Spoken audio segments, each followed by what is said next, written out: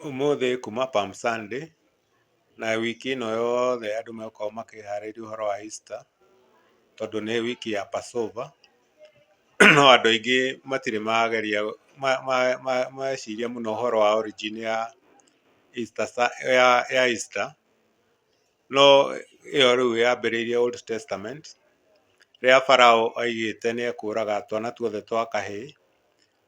Ciana cia Israeli ikĩrwo cimake mĩrango yao na thakame nĩgetha the angel of death oka amenye kũu ndagĩrĩirwo nĩ gũtonya.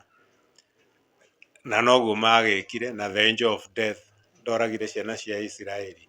So in celebration of that makĩambĩrĩria gũ celebrate thigũkũ ya Passover. That one nĩ in the Old Testament.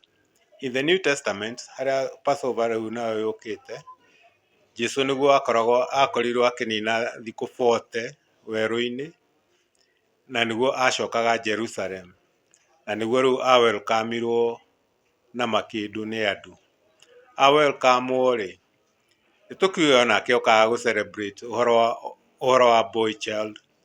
Oka gũ celebrate rĩ, nake in the course of that week agĩthitangwo, akĩohwo na akĩũragwo.